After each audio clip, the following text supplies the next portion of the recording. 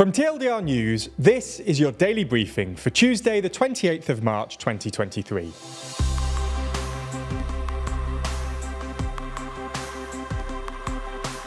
Good afternoon. In today's Spotlight story, we have a look at Scotland's new First Minister, Humza Yousaf.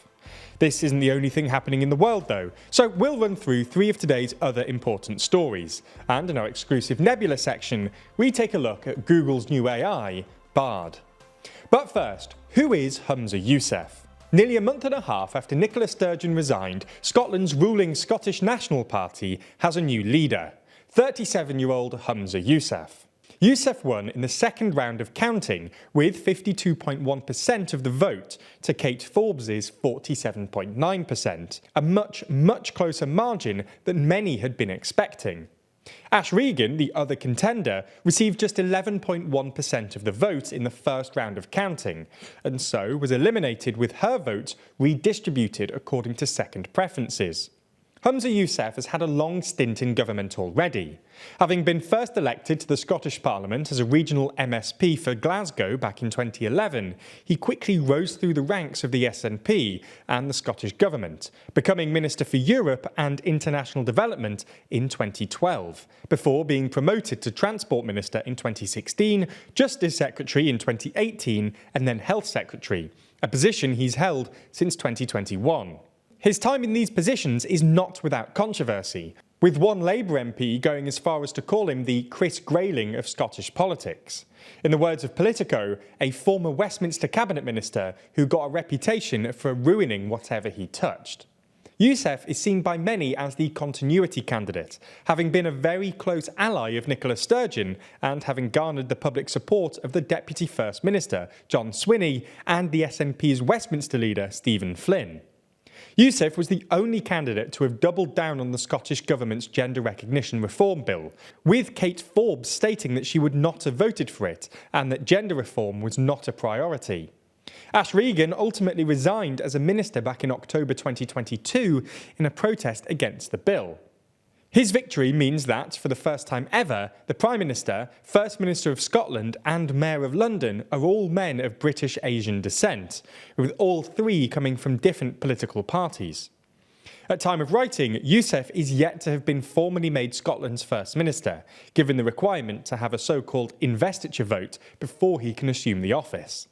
This is, however, widely considered to be a formality, with the SNP and their coalition partners, the Scottish Greens, almost certain to support Yousaf in the vote. Yousaf, regardless, seems to be hitting the ground running. After being announced as the new leader, he, once again, asked the government to issue a Section 30 order in order to secure a second independence referendum, something ultimately denied by the UK government.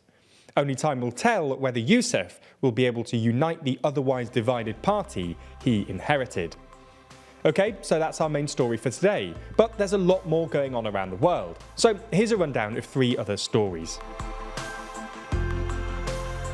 Tensions in Israel have been somewhat calmed momentarily after Prime Minister Benjamin Netanyahu announced that he would pause his plans to overhaul the judicial system. The planned changes, which would see the government handed greater power and the Supreme Court significantly weakened, have sparked mass protests in Israel and international condemnation. Netanyahu's announcement came after an unprecedented nationwide strike and protests on Monday that broke out after the country's defense minister was fired for questioning the changes. But Netanyahu's announcement did not amount to a full climb down. He said he was pausing the overhaul for about a month to allow dialogue and avoid a civil war. Not quite the full scrapping that protesters have been demanding, meaning the battle is far from over. Far-right Security Minister Itamar Ben-Gvir, who had been opposed to suspending the overhaul plans, says he agreed to the suspension after Netanyahu agreed on the formation of a civil National Guard that would be placed under Ben-Gvir's control. There's more on the way, but be sure to subscribe and ring the bell to make the daily briefing part of your daily routine, or just search for us on your podcast app to listen along. At least 39 people are believed to have died in a fire at a migration centre on the US-Mexico border, according to reports. The centre in the Mexican city of Juarez is run by Mexico's National Migration Institute and is thought to have been holding around 70 people when the fire broke out. At time of writing, authorities have not released any information on the cause of the fire or any details about the victims. A rescuer who spoke to the press anonymously said most of the migrants at the centre were Venezuelans. Photos show firefighters, soldiers and paramedics helping the injured to safety, and a number of people wrapped in foil blankets. Separately today, we talk about Finland's NATO bid. In another major step forward, the Hungarian parliament on Monday ratified Finland's NATO membership bid. In total, the vote was won, with 182 voting in favour and 2 voting against. The only obstacle that stands in the way now is Turkey. It's expected that their parliament will soon approve the membership bid, and as such, Finland will soon be a fully fledged member of NATO. Hungarian approval comes following a lot of U-turns and backtracks by Viktor Orban, the Hungarian Prime Minister. Originally, Hungary signalled their approval for Finland's NATO bid, but swiftly this changed, with Orban arguing that he had issues with Finland's criticisms of Hungarian democracy. Nonetheless, it seems like he's had a change of heart. While Finland could very realistically soon be part of the group, Sweden's NATO membership bid is still facing difficulties, with Turkey still holding out. In the final story today, we discuss water on the moon. It's been reported that tiny glass beads have been discovered, which could potentially hold, in total, billions of tons of water. The beads, which measure less than a millimetre across, are likely from when meteoroids slammed into the moon and created a shower of molten droplets. Once they landed on the moon, they likely solidified.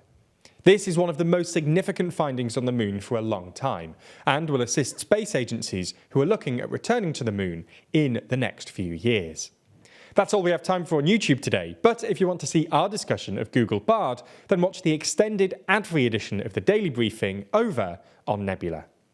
That's the streaming service we're building with a bunch of our creator friends, many of whom you're likely to be already watching. That means that by signing up, you not only get an extended ad-free daily briefing every single day, you also get to watch exclusive and ad-free videos from the best educational creators on YouTube. That's things like Real Life Law's incredible Modern Conflicts, which breaks down contemporary disputes around the world, Neo's Underexposure, which beautifully dives into complex and shadowy topics you've always wanted to know more about, or Extremities from Wendover Productions, which uncovers some of the world's most remote places. All of these are only available on Nebula, just like our extended daily briefings and a whole bunch of other exclusive TLDR content which never comes to YouTube. If you want to sign up, use the link in the description so that they know you came through us. That helps us out a whole lot,